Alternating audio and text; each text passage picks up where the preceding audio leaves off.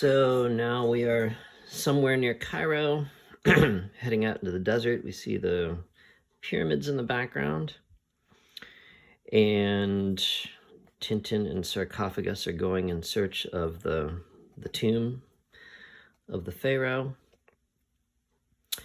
They leave their guide, and Tintin says, "You seem to know the area very well." And he says, Sarcophagus says, "I don't know it at all. The papyrus gives very detailed instructions. You're getting closer now. You have a remarkable sense of direction." And then he stops in a seemingly no sort of landscape markers, and he begins digging in the ground. This is we shall find the tomb of Kiosk at this very spot. And sure enough, he begins uncovering a corner of what looks like the tomb, and we begin seeing the cipher of the Pharaoh there. Tintin is distracted by Snowy. He goes over to see what's happening. I like the sequence. So we see the professor's top hat all the while in the background here. Doesn't move. There's something very cinematic about this. And Tintin discovers Snowy's making a big fuss over a cigar, and he picks it up and he sees the cipher of the Pharaoh on the band of the cigar, and he wonders, that's strange. So he takes it over. He goes back over to the doctor, and he sees that the top hat is Dr. Sarcophagus is gone, but his hat is sitting on top of the tomb. He begins calling for the doctor. He's nowhere about. Again, sort of, we look away for a minute and something has changed. So he looks back at the entrance to the tomb, and he finds that it has opened. So they go down into the hole, and it thuds shut behind him very ominously. You heard that, Snowy? We're trapped in the tomb. Now we are in the cover illustration. Tintin is walking through the halls of the tomb. Nice Egyptian-style art that Hergé and his studio must have done some research for. And they walk into a hall with a line of sarcophagi lined up along the wall, just like on the cover. And here we see them, the Pharaoh's revenge. Here they are, the scholars who violated the tomb of Kiosk. Poor devils, they paid dearly for their knowledge. And there's Edgar P. Jacobs again. And then they come upon 3 empty coffins, one for Tintin, Snowy, and for Sarcophagus. He says, "No one's going to turn me into a mummy." As they walk further on, they pass a statue that has the doctor's umbrella, and then they find his cuffs and his tailcoat. And then finally they walk into another room, and another massive door slams shut. Another door shutting us in. Now we really are trapped by the Pharaoh or one of his successors. And in this room, Tintin finds packing crates. Let's have a look inside. Great snakes. They're full of cigars. Great snakes, one of his sayings. They all have the strange symbol. He begins wondering, well, what is going on here? I think I better have a look inside these cigars. But before he can, a gas starts filling the room. Someone's trying to drug him, and he begins hallucinating. One of the things I always enjoyed about these stories were the dream sequences and the hallucinations that Hergé would throw into the story. They were always, I always thought they were well done. There's something very, very appropriate and dreamlike and weird and surreal about these. He got them just right in the way that, what's his name? He's a British director who would do these with his films as well. Not very subtle. When you do these kind of things, you don't want to be subtle. You kind of want to be over the top. And so here we see a mix of Egypt iconography with some of the characters we've seen before. The Thompsons. I like the little Thompson and Thompson head and this sort of scarab cartouche in the background. Rastapopoulos, the baby Tintin crying in his crib. I love that. Meanwhile, the Thompsons are asking the guide where Tintin might have gone. That night, we see a caravan approach the coast in a ship, and one of the people signals with a flashlight, and on board the ship, the captain of the ship sees the signal. This is another instance where Hergé went back to the, in drawing the color version, decided to insert a character that readers in 1955 would already be familiar with because he had made an appearance already, but has not been introduced into the story yet, according to the chronology of the stories. And this is Alan, the ship captain, who makes his first appearance in Crab with the Golden Claws as Captain Haddock's first mate. And now here he is in his own operation, running a smuggling operation. They load coffins into the boat. This is someone with a funny sense of humor hiding the stuff in the coffins. They think that the drugs they're smuggling are in the coffin. And then they're caught by the Coast Guard, and they immediately dump the coffins overboard until the Coast Guard leave. And then he's handed a message. 3 coffins shipped by mistake. They contain prisoners. Guard strictly, pending fresh orders. Yes, that's torn it. They've been dumped. How can we find them now? Of course, the 3 coffins have Tintin, Snowy, and Sarcophagus inside them. And in the morning, Tintin breaks free from his, and they see Sarcophagus off in the distance. They're so far apart, and with the wind, they cannot hear what each other is saying. They're trying to yell to each other, but they keep drifting further apart. So Tintin ties his and Snowy's coffins together at least, so they won't drift apart. Try to catch some supper, catch a shark. They found themselves surrounded by sharks, so it was nothing else to do but to starve to death. Meanwhile, back on Alan's ship, they've managed to catch sight of Sarcophagus in his coffin. They pull him ashore, they wire their message, and then they get a reply. Secure your prisoner. If storm prevents further search, abandon the 2 other coffins. So Alan leaves, and Tintin is left on the open sea, and we see him at the end of this page. Hergé was great about doing these sort of cliffhanger type pages, and this would have worked really good as a serialized strip where you end on a panel like this, and then you have to wait until the next installment to see what happens. We're finished Snowy. He's facing a huge wave that looks like he's going to finish him. And then he wakes up. Where am I? He's on another ship. He says, I remember we were about to get hit by the gigantic wave. He climbs up on board the deck, asks, how did he get here? The captain of the ship says, you just happen to be passing, old boy. You're going down for the 3rd time. So it's the thing about this adventure, we're still in the story still reads very fast-paced, one dilemma after another. It's bam, bam, bam. You know, there's no slow pacing to the story. It's very much like the previous 3. But I remember when I was reading this as a kid, the experience was so much more enjoyable than I've had reading Congo or Tintin in America, or really especially the Soviets.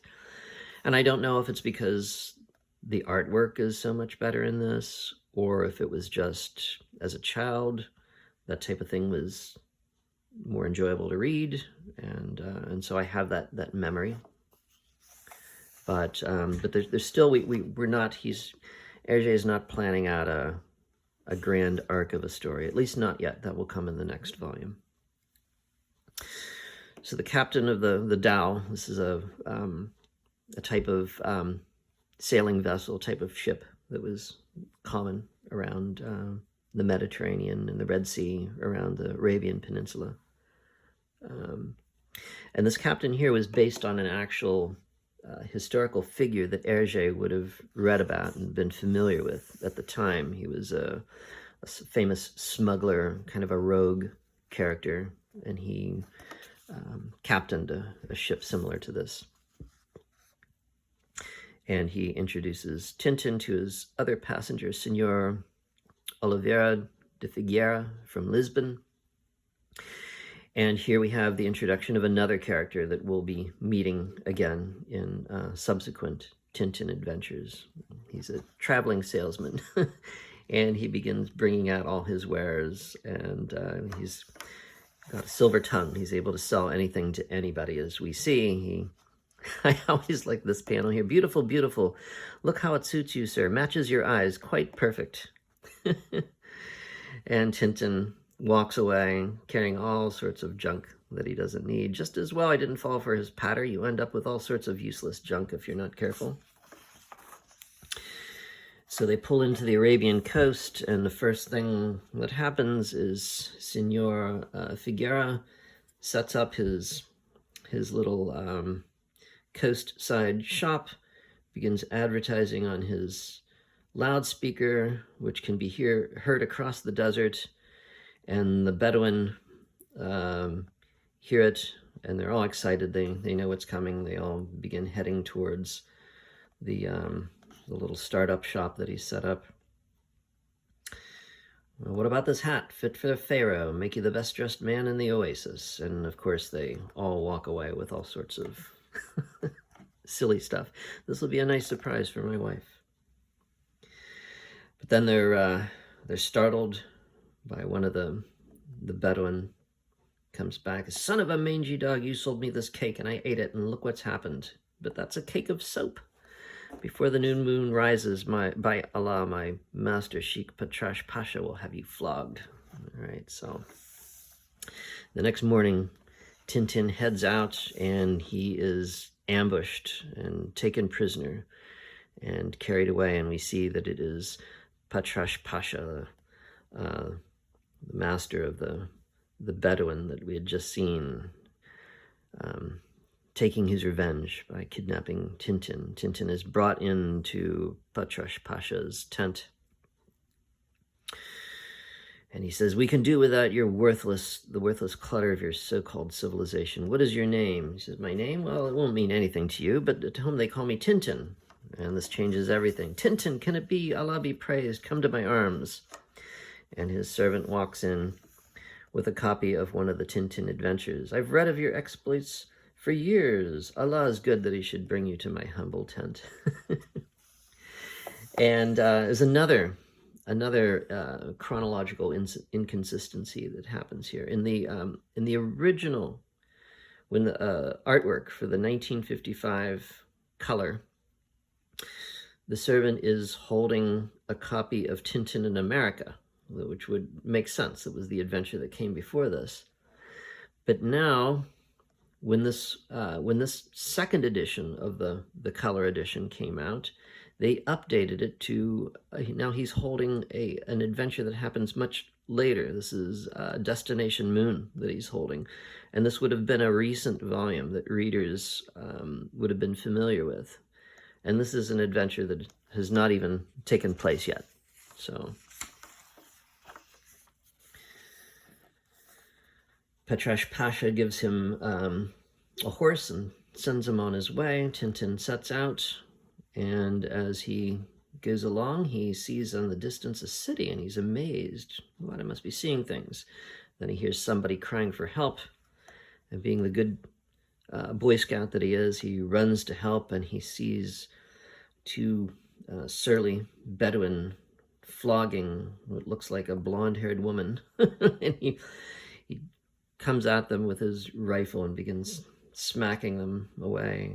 He said, don't be afraid, you've seen the last of those ruffians. And he thinks he's going to get thanks, but instead, idiot, imbecile, silly nitwit, he's bungled onto a film set. And the PD is furious with him that he's ruined his shot. And as Tintin's trying to apologize, the head of the production comes up, and it's none other than Rastapopoulos. What's going on here? Sir Galahad here has wrecked my scene. By Lucifer, unless I'm mistaken, you're the young man that I had the little tiff with aboard the Isis. It was the ship that they were on. Why, it's Mr. Rastapopoulos. And he apologizes for losing his temper. He's a completely different person now. He invites him into his tent. Tintin regales him with his adventures so far. He says, finds his story fascinating, but he's sorry that he cannot keep you here, my friend. Tintin says he must get back to the ship. The captain must be wondering what's happened to him. And he goes back to the coast. He sees the dhow moored off the coast there. Meanwhile, the Thompsons have gotten fresh instructions. They're to forget about Tintin and look for gun runners along the coast. So he goes aboard the ship to find it empty. Nobody aboard except for a cat, which Snowy chases down below decks. Tintin chases after him, and he runs under a tarp, pulls the tarp to find machine guns. And then they look in a case of umbrellas, and beneath the umbrellas they find these crates are all packed with ammunition and guns, and he realizes that the captain of the dhow is a gun runner. And as soon as he makes this discovery, the captain makes his appearance. I watched you come aboard. I never guessed that you were a policeman. It's me, but one of his crewmen warns the captain that there's a police launch coming. And as the captain goes up, he ties up Tintin. He warns him, just remember this, my boat is mined and I'll blow her sky high before I'll surrender. And as Tintin is waiting down there, he hears a scuffle up on the deck, and then everything is quiet. Snowy chews through his ropes. And then there's a boom. He's sort of knocked over. He said, ooh, I really thought we'd blown up all the time, but it must have been another boat coming up alongside with a bit of a bump. He hears somebody coming. He pulls out one of the guns, and it is Thompson and Thompson. Aha, Tintin, we meet again. Well, drug smuggling, gun running. You really are in trouble this time. Tintin shoots out the light above him, plunging them into darkness, and in the scuffle, Tintin manages to escape, and of course the two nitwits have managed to get a hold of each other. I like how they're always losing their bowler hats. That's another gag that we see again and again. They're looking for him, they can't find him, then they hear a sound. Did you hear that? It sounded quite close. It's coming out of the barrel. Tintin's been hiding in the barrel of water, and he runs off. I'm sorry, I just couldn't stay underwater any longer. He jumps off the boat, but his foot is snagged with a rope, and they manage to pull him back in. One of them chases Snowy down into the hold, but then he comes back up in a fit. Help everybody out. He's dropped a grenade. We're going up. Snowy's wondering what has happened. What has frightened him. So Thompson and Thompson run off the ship, totally forgetting that they've left Tintin there. Goodness gracious, Tintin. Oh dear, we forgot. He doesn't know why they've left in such a hurry. And as they go along, there's a pity about Tintin. Yes, but I say, how long does it take a grenade to explode? Tintin has gone down to investigate. He says, lucky for us, they ship grenades without explosive. Otherwise, we'd be sitting on a cloud. So they jump off the ship, head back to Rastapopoulos' camp, updates him on his latest adventure. Rastapopoulos kits him out with some Bedouin clothes and a rifle and some water. Off he goes. This is the next morning, and the Thompsons are still on their boat watching for the ship to blow up. There's still no explosion. Must be a delayed reaction. He doesn't get far before somebody starts shooting at him, and they shoot at his canteen. There goes his water. And he hears hoofbeats, and he sees someone riding away. Now he's without a water bottle. Many hours later, he's thirsty, and he sees an oasis. Look, we're in luck. And he runs towards it. They get there, there's a sign, danger, mirage ahead. They go on, and finally they see an actual oasis. It's not a mirage, and they see a couple of Bedouin there. He decides to ask them for some water. It turns out to be Thompson and Thompson again. Turns tail, they chase after him, and poof, they fall over, as they always do. They say, we'll soon catch up to him. He was nearly exhausted. And here they think they see him over the next dune. They sneak up and they whack him on the head with their sticks. It turns out to be not Tintin at all. Tintin is watching it as the Bedouin begins shooting them away. So he goes on. They come to another oasis. Water, what wonderful luck. And they quench their thirst, and then they see that and a town. Let's hope this one isn't just a film set. In the original, this is meant to be the town of Mecca, but it is not named in this color version. When they get there, they find the town is in an uproar. What's going on? One of the sheiks was brutally attacked by men of another tribe. It's war. All right, so he's come in the middle of a war that's broken out. I've chosen a bad moment to arrive. Crumbs, he says. That's another one of his sayings. Great snakes and crumbs. So as a kid, I thought, no American talks that way. He must be. That sounds like what an Englishman would say. And as he passes by, an officer sees him. He said, why haven't you reported to the recruiting office? He grabs him and he takes him along. He says, tough nut, sir, fancies himself. He refuses to enlist. So Tintin has been enlisted in the local militia, and he's being drilled, and as he's taking a break, he hears somebody is being yelled at. Alibi, Alibi, says some poor chap in trouble. He forgets that it's the name that he gave when he enlisted, and it's him that the officer is yelling at. So he gets confined to barracks, and he's made to clean up the colonel's office, and as he's cleaning up the office, he's sweeping up, he finds another one of those cigar bands.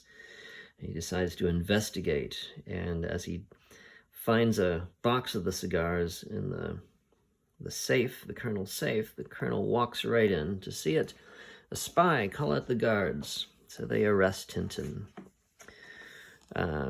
He's arrested for spying in wartime, and he is condemned to be executed. He's in his cell. I'm going to be shot, my poor Snowy, this is the end. A rock comes in the window with a note. It says, have courage, help is at hand. So he waits until nighttime, and then his rescuer calls in through the window. Tintin, Tintin, who are you? Shh, here's a file, cut through the bars. So he spends the night cutting through the bars, and it's nearly dawn, and he's managed to cut through. He leaps through the window. Just as he does so, somebody catches him. Halt, or I'll fire. Paid off, didn't it, changing the time of our rounds? And his rescuer sees that he's been recaptured. So half an hour later, Tintin is taken out to the firing squad, and we hear the rifles discharge, and poor Snowy is outside. Tintin! We're made to think that Tintin has been killed. Of course, he can't be killed. We're in the middle of the story. It can't be it. But Snowy is distraught. He runs through the streets. The colonel writes to his masters, saying that he's arranged for Tintin to be executed. He has recognized him despite his disguise, and so they think that Tintin's been taken care of. Snowy decides that the only thing left for me is to stay here and die on his grave. But then nighttime falls, and we see Tintin's person who tried to rescue him is giving payment to someone who has arranged everything. And so they go off, climb the wall to the cemetery. This is the spot now to work. They have a shovel. Snowy is there to guard the grave, but she says, "Quiet, I've come to save your master." "Tintin, Tintin, are you there?" And we see that Tintin is alive with an air hole provided for him. It's all been arranged so that his assassination has been faked. He climbs out, thanks his rescuer. "You've saved my life, madam. I can never... No questions, follow me." She takes him into a house where there's another waiting, and we get the explanation that just before the execution, the sergeant told him that the rifles would be loaded with blanks. But he asked, but who are you? Who are we? And it turns out it's Thompson and Thompson again.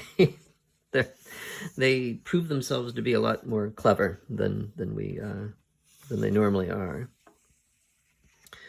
So they finally have their man, or so they think, but a knock comes at the door. It's their collaborator. "All is lost. We are betrayed. The soldiers are coming." And here they come. They break through the door. I love this sort of Keystone Cop sort of thing, where they all fall over into a big pile on top of each other. Thompson and Tintin have escaped through the roof. Well, just Thompson and Thompson have escaped through the roof. Tintin is hiding behind... Thompson and Thompson always, whenever there's trouble, they forget about what they're supposed to be doing, and they just run off to save their own hides, leaving Tintin again. He's hiding behind a coat. He sneaks out, slams right into the drill sergeant. "Shuddering sheiks, it's the dead spy. Sound the alarm." So the alarm is sounding. Tintin runs out through the city gates. He sees a plane. This is his chance to get out of there. There's a guard at the plane with a rifle, though. So he says, help, save me. The dog, it's gone mad. Stop it." And that causes the guard to bolt. Tintin manages to get into the plane. Of course, Tintin can fly a plane. He can do anything. So now we're in the air, and the colonel has dispatched his jet fighters to fight him down, to shoot him down. They begin firing. Only one thing to do, dive. So he dives into the clouds. He gets hit. He's in a tailspin. And the fighter pilots say, "That's it. That's what's known as a clean kill. Mission accomplished, sir. We shut him down." Good, well done. So once again, they think they've gotten rid of Tintin, but of course they haven't. He's just played a trick on them, going into a tailspin and then disappear in the clouds. He comes out of the clouds and he finds that he's flying over a jungle. There's nowhere to land, and the engine is almost out of fuel. So he goes in for a crash landing. These are nicely drawn crashes. He would, as I said, Hergé would have had his studio helping him with these types of drawings with vehicles and landscapes, and it's also so nicely drawn. It's part of, it really makes the reading of what would normally be a pretty silly story much more enjoyable. And then a gag. He falls out of the plane. He lands on top of a palm tree, which breaks his fall to the ground, but then gets hit in the head with the first aid kit. He says, "The first aid kit, all I need is a book of instructions," and that's what comes next. So he begins walking, and he figures, well, he's somewhere in India now, judging on the direction he was flying. And he comes upon an elephant who is sitting there looking rather sad and sweating. And he says, "Don't be afraid, old chap. Snowy wouldn't hurt a fly." He sees the elephant has a fever. So he goes back to the first aid kit to give him a good dose of quinine. He gives the elephant the medicine, and the elephant perks right up, a lightning cure. And then he picks Tintin up. Hey, take it easy, old man. I wonder where he's taking him to. He brings him to a kind of a conclave of his fellow elephants, and here we hear the elephant speaking in his elephant language. Look, brother elephants, this young human has cured my fever. Tintin tries to slip away, but he's grabbed. Oh, no, no, no. You're going to be our doctor from now on. So this reminds me of the episode in Land of the Soviets where Tintin carves a propeller for his plane out of a tree trunk. And so now he's got out his pocket knife again. And he's figured that with a trumpet he can communicate with the elephants. He's been listening to them speak, and he's figuring out their language, and he's writing down some key phrases. So la te do means yes. Do te la sol means no. He's translating it to a musical scale. So he tries it out, and he says, did he understand? Yes, he's coming back, and he's asked the elephant for a shower. So he tells the elephant to stay where he is, and he's going for a walk. And as he's walking along, he begins finding the kiosk symbol painted on the trees. He can't believe it. And as he goes along, he hears somebody singing the Sheik of Araby. It can't be. He recognizes the voice, and it is Dr. Sarcophagus, who's painting the symbol on the palm trees, and he's lost his pants somehow, which just makes him even more crazy, I guess, in our eyes. He tries talking to him. He tries asking him what happened since they last floated away in their coffins. And Sarcophagus says, shh, not too loud. I'll tell you, but you must promise to keep it a secret. Of course. Well, absolutely between ourselves. I'm the Pharaoh, Ramses II. Tweet, tweet, don't tell a soul, nobody knows. I'm traveling incognito. Tintin realizes that he's completely lost his mind. He gets an idea. He trumpets for the elephants. As he does so, the doctor says, I used to play the piano too when I was a boy. And the elephant comes along. Tintin asks him, can you take us to a village? And as they're riding along, Sarcophagus, typical of his way, looks to one of the palm trees and says, good day, my dear Tutankhamun. They come to a bungalow, and here we have what looks like we're in the British Raj, right? So sort of a typical Englishman in his Indian bungalow, reading the newspaper, and the elephant comes up and sticks his trunk in his drink of whiskey. Good morning, I hope we aren't disturbing you. So Tintin tells him that he's found this man wandering in the jungle, and he seems to have lost his mind. He asks for a doctor, and he says, well, you're in luck. Dr. Finney is up visiting this area. We'll send for him right away.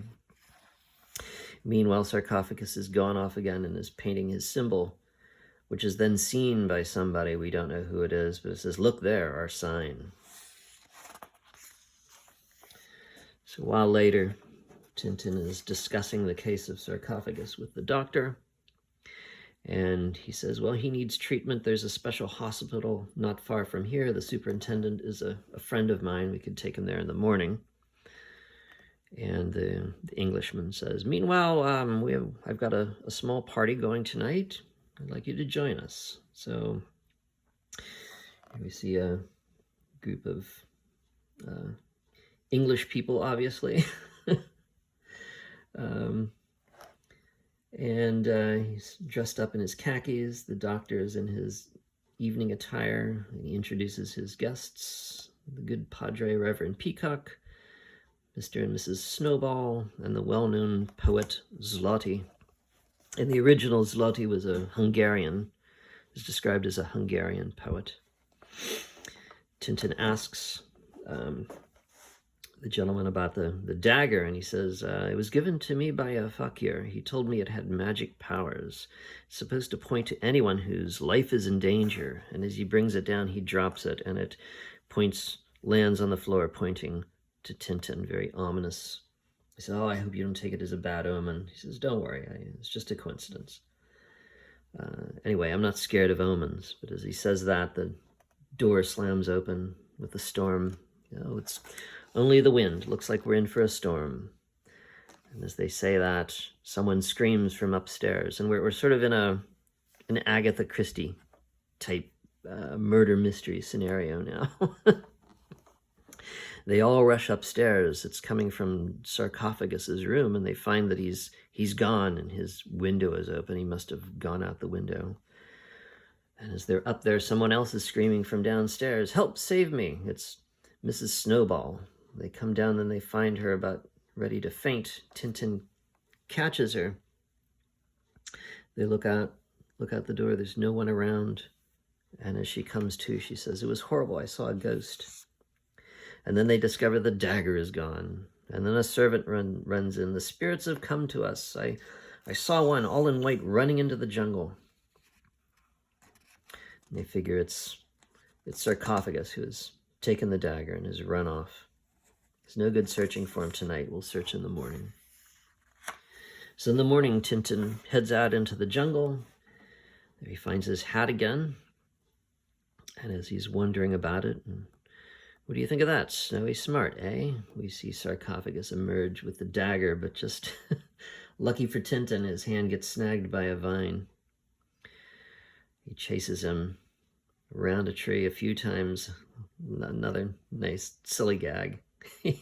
As they're running around the tree, Tintin gains on him and is able to grab him by the coattails. "Got you, a fine ghost you are." And then he begins crying like a baby. "My dagger, I want it. I want my dagger." "No, you don't." "Why are you trying to kill me?" And he says, "It wasn't me, it was the eyes." "The eyes? What eyes?" "What eyes? What eyes? Now I remember." And then he falls into a state of madness again. "Two lovely black eyes." And Tintin yells at him, Ramses II, "Go back at once to the place where you saw the eyes. Go." So he follows him, and Sarcophagus comes upon someone hiding in the bushes. "Oh, the eyes. Well, is Tintin dead? Speak." "No, he didn't want me to kill him." Tintin comes up upon them with the gun. "Hands up, fast." And here we see he's now fallen under the spell of the eyes himself. The eyes. Ah, you are in my power." And as looks like Tintin is about to be taken prisoner again, Sarcophagus picks up his gun, shoots it off by accident, which wakes Tintin up and causes a coconut to fall on the head of the fakir. So we're off again with Sarcophagus shooting at butterflies, and Tintin manages to get a hold of him, brings him back to the bungalow. Or he hears the fakir say something before this little encounter. He says, Sarcophagus is saying, "No, he didn't want me to kill him. Idiot, I might have guessed. Never mind, I'll use the poet. He won't need hypnotizing." So Tintin figures he must be talking about the poet Zloty. And so they decide to go off to find the poet, find what is going on. A few minutes later, they're in the poet's bungalow. "Let's have the cards on the table, Mr. Zloty. Someone's trying to murder me, and you're going to tell me precisely what you know about it." Zloty pretends to not understand at first until Tintin pulls a gun on him, and then he comes out with his confession. "There's an international gang of drug smugglers. They're determined to get rid of you." He asks him, "Who is the boss?" He says, before he reveals who the boss is, so he continues on with his story. "The boss was furious that you're still alive. He gave orders for you to be liquidated. Sarcophagus was to do it while he was hypnotized. But the boss, tell me his name." "I can't, it's impossible. They're merciless to traitors." And we see outside the fakir has revived again and is listening to all this. And Just as Lodi is about ready to reveal the name of the boss, he's hit in the back of the neck with a blowgun dart. Tintin goes to see who was hiding behind the shutters. Lodi says, "It's too late, I'm done for. This arrow is poisoned with Rajaja juice, the poison of madness." The boss, he says, "Film," a little clue as to who the boss is. "Don't trust." Tintin tries to get him to reveal the name, but before he can, Lodi is now in the grips of madness. So now Tintin has two madmen on his hands. He hands them both over to the doctor. And the doctor gives him a letter for the superintendent of the hospital. So the next morning they drive off to the hospital. But we see that the fakir has done something to fix Tintin. With that letter, they'll certainly give you a warm welcome. And as we get to the hospital, the doctor reads the letter. He says, "Oh, yes, I see, quite so." He has the orderlies take sarcophagus and Zloty away, and then he offers to show Tintin the grounds of the hospital.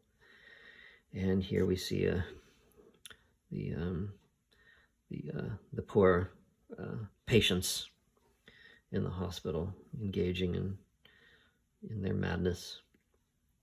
He shows Tintin into the type of room that his friends will be staying in and slams the door shut. And as he walks away, he's reading the letter again. And he finds that the letter says, "He will give you this letter himself. He will tell you it concerns his two companions. He is extremely dangerous. You should trick him into entering a cell. He will keep insisting that he is absolutely sane." So the doctor releases sarcophagus and Zloty. He says, "Your unhappy friend will have all the possible care." He says, "We have complete confidence in you. Goodbye, gentlemen. Happy birthday, Nanny," he says as he drives off. So Fakir believes that he's finally taken care of Tintin. Tintin, meanwhile, is banging at his door. He's claiming that the doctor has got it wrong. It's his two friends who are insane, that he's completely sane. And as the superintendent walks away, he says, "Just as Dr. Finney said, he will keep insisting that he is absolutely sane." How is he going to get out of it? Well, a couple of the orderlies come in to bring him his soup. And as they do so, Tintin attacks them. The tureen of soup lands on the one fellow's head. He uses that chance to escape. Of course, he runs out to the grounds and he finds himself facing a wall. How am I going to get over that? He sees a portly fellow asleep on the ground. Just as the superintendent and his orderlies are running out to get him, he climbs the tree. This is awful. He jumps down on the fellow and uses his bouncy stomach as a springboard to spring over the wall. "Cheerio," he says as he goes over. They chase him out into the jungle. My escape is cut off. There's a train going by, but he manages to grab a hold of the train. But Snowy, it's too fast for Snowy. Snowy is left behind. And just as he thinks he's getting away, who should appear in the window of the car that he's grabbing hold of but Thompson and Thompson? They snatch him in. "Well, what a surprise to see your face again. We thought we'd lost you completely. To be precise, we'd completely lost face." Snowy is now lamenting he shall never see Tintin again. And of course, as the train enters a tunnel and everything goes black, they find they've lost Tintin once again. They've got the ticket collector instead.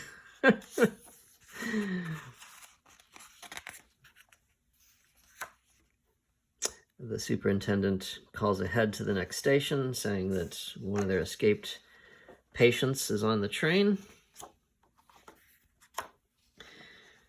Thompson and Thompson find the train has stopped. Someone's pulled the emergency brake. A little old lady looks out the window and says, "Yes, a young man. He asked me to hide him, so I pulled the alarm. As soon as the train stopped, he ran off. He went that way." Of course, it's Tintin in disguise. They're so easily tricked. Meanwhile, Snowy comes upon a cow. He says, "Excuse me, madam, I'm sorry to intrude, but can you tell me when the last train went by?"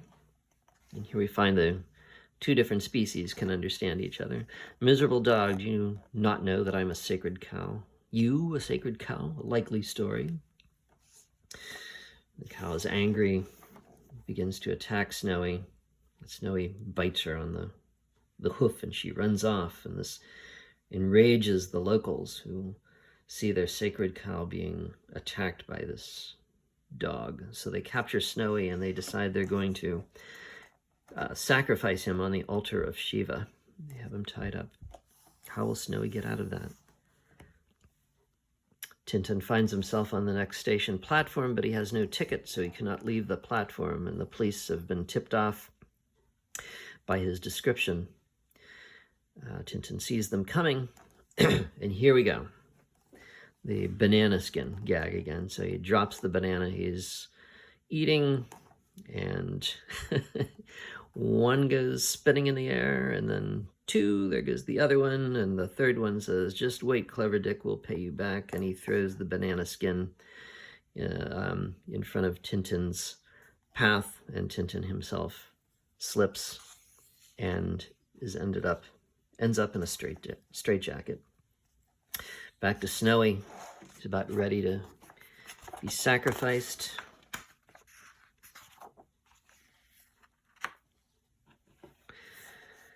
And in the hospital van is Tintin is taking him back to the hospital. And along the way, they get into a crash with who else but Sarcophagus and Zloty, who are, of course, not driving safely. Tintin flies through the roof of the van without being killed. And lands somewhere off in the jungle. He sees this is his chance to break free. He runs, but he finds himself snagged in a trap. Just as the man raises his knife to sacrifice Snowy, a voice comes from the statue of Shiva saying, "Stay your hand, servant of Shiva. The gods will not accept so mean a sacrifice," which scares them all. They run off, and it turns out once again to be Thompson and Thompson, who are hiding behind the statue. They untie Snowy, thinking that Snowy will lead them to Tintin. Meanwhile, in the jungle, we see an elephant with, I think these are called howdah, these little compartments that people would ride in on top of elephants. "By the holy Brahmin, look, Highness, look. See, we are catching a young man in the tiger trap. Sorry to trouble you, but I wonder if you'd mind." But of course, they untie him, they bring him in, and they we see that he's been rescued by the Maharaja of Gaipajama. "How do you do?" And then we see there's a tiger in the branch. "Highness, Highness, see on the branch the Lord of the Jungle." And the Maharaja fires his rifle, but he misses, and the tiger jumps onto them. And we see a scuffle. We don't see what's happening, but we see that Tintin manages to subdue the tiger by putting the straitjacket on him. "Your tiger, Highness," he says. So they return to the palace, and there Tintin is given a dinner by the Maharaja, and as they're eating, they hear some music outside the window, which seems to really distress the Maharaja. By Shiva, that music. He goes to the window, but there's no one there. And then he says, "It's horrible, I must tell you. My father and my brother both went mad, one after the other. Each time, just before they became ill, the same unearthly music was heard outside the palace." Tintin thinks. He remembers back to what the poet said to him, "Rajaija juice, the poison of madness." He says, so he asked the Maharaja if when his father and brother went mad, was there any sign of a puncture wound on their neck? And he says, "No, nothing. Why?" He asked him, were they trying perhaps to fight the traffic in narcotics? And the Maharaja says, indeed they were. And he's continuing the struggle that is the drug traffickers are terrorizing his people. So Tintin says, good, and we'll work together. Listen very carefully, Highness. And he tells him his plan. So that night, we see the fakir again and his, whoever he's working with, inside probably from inside the palace, someone from the palace pointing out the window there, the window in the middle. He casts up his rope. This is the famous Indian rope trick where the rope is held up in midair, seemingly by nothing at all. And the fakir climbs up to the window. He blows his blow dart into it. Looks like the Maharaja asleep in his bed. He thinks he's done his mission. And as he walks off, Tintin is ready to club him with a stick. He's waiting for him to round the corner, but he doesn't appear. He says, where is he? Where can he have gone? He wonders if he's hiding in the tree. In the tree, he says. He gets an idea. Oh, it sounds hollow. Looking for a catch somewhere. He finds it. The door opens, and he descends down into an underground cellar or tunnels. And he finds he's in a whole complex under the palace. Where does this lead to? And he comes to a door. There's a lighted hallway on the other side. Careful, someone's coming. He looks through, and a strange figure walks by in a hood and a robe with the cipher of the Pharaoh on his robe. He sees him knock on a door, and then another one comes, and as he passes, Tintin grabs him, and after a struggle, puts on his outfit. Tintin walks up to the door, knocks on it, and is admitted to a room with a number of other similarly dressed figures, all seated at a table.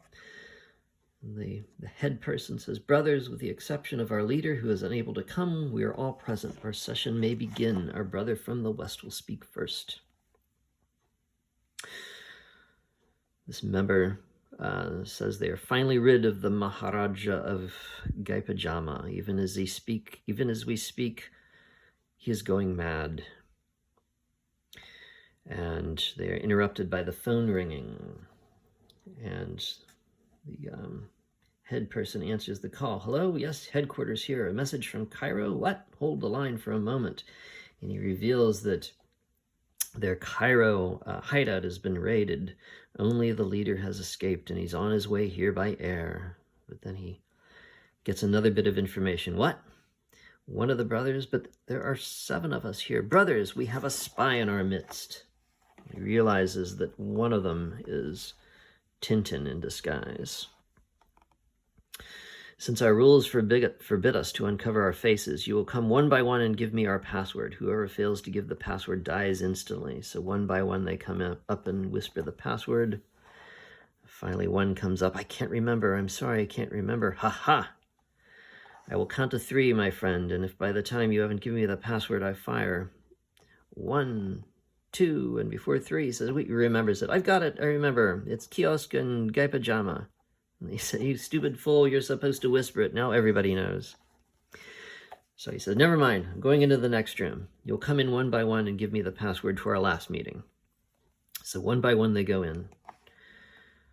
And as each of them leaves, finally the last one is called.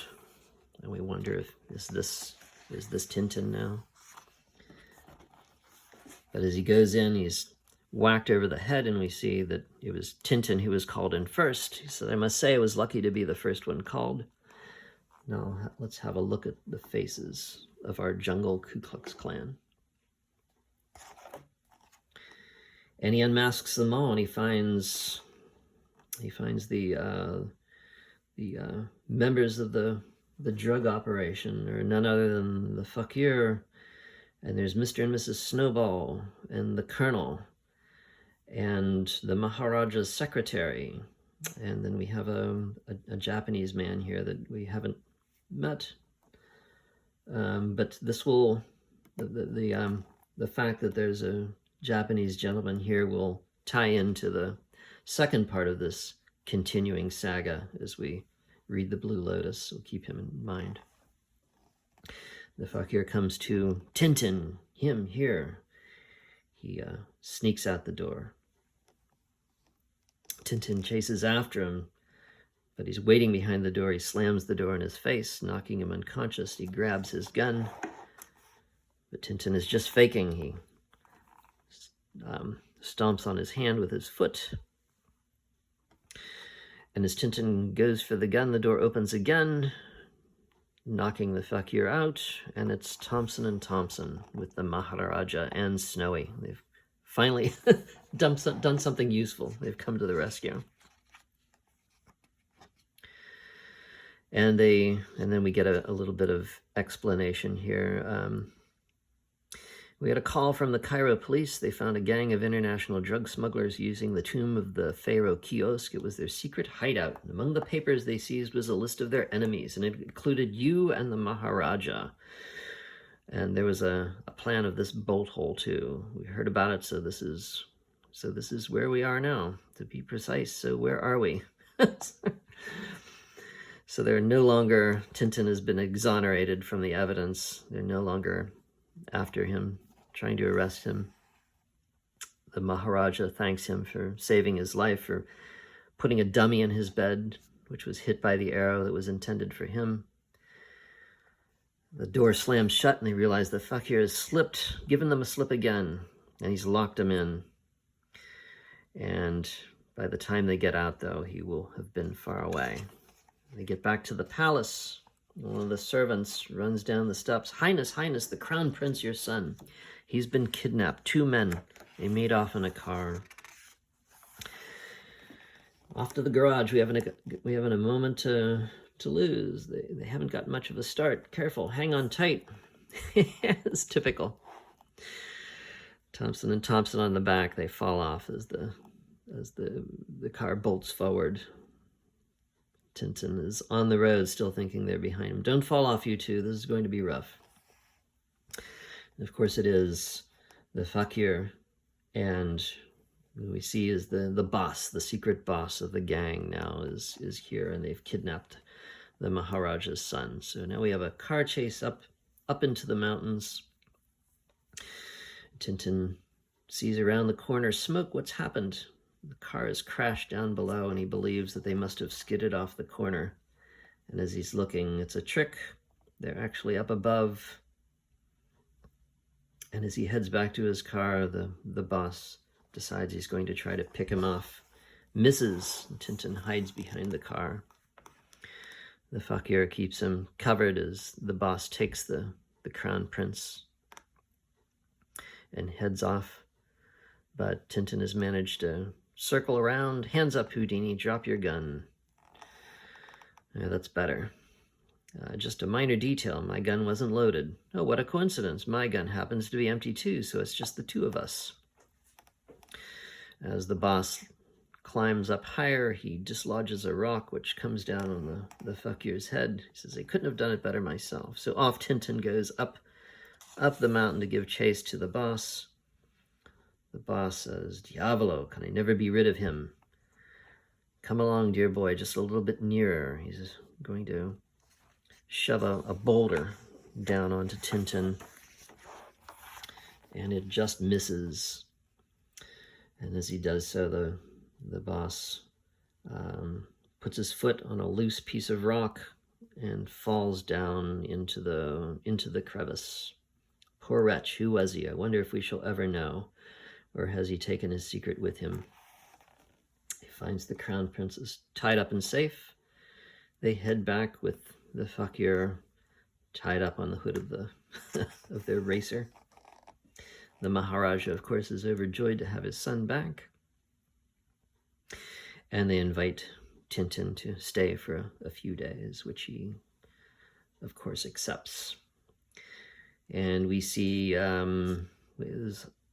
does this a lot. Hergé does this a lot in these adventures. We get little excerpts from newspaper stories to give us an update on what has happened, and we see the drug gang has been smashed, and there's a photograph of Thompson and Thompson, detectives in the drug case, answering an urgent call to headquarters. And they're in action, as they usually are, falling down some steps. Tintin is the guest of honor in a parade, and as they're going by, they hear some voices in the crowd. "Long live Ramses II!" And they see that it is Sarcophagus and Zloty in the crowd. Tintin says, "Could you arrange for those two men to be brought to the palace? They need help." The Maharaja says, "Bring cigars and a drink for our guests." But as the cigars are presented, Zloty says, "Stop, remember it is forbidden to touch the cigars of the Pharaoh." This catches Tintin's attention. He goes over to the cigars. He asks him, "Where did you find those cigars?" The servant says, "They belong to the Maharaja's former secretary. I knew he had these hidden away, so I couldn't find our usual brand. I brought those." Tintin finally gets his chance to take a look at the cigars. It's just as I thought. The identical cigars. We found them in the tomb of Kiosk, and the Arab colonel had some. And now let me see. He breaks it apart, and he says, as I expected, they're fakes. They have an outer covering of tobacco, but inside is opium. That's how they've been smuggling the opium. And as the story ends, the Maharaja has Zloty and Sarcophagus escorted off into a ambulance. The rolls, thank you, my man. The gentleman's conveyance is waiting. Off they go to the hospital. They'll be cared for well, and you, my young friend, you've earned a good holiday. Maybe a nice quiet cruise now that we have seen the last of that evil gang. And Tintin says, "I hope you're right, Highness. I certainly hope you're right, but somehow I wonder." And so the Cigars of the Pharaoh ends. But as I said, of course, this is only the first part of a two-parter, and we will see the continuation of the story next time in The Blue Lotus.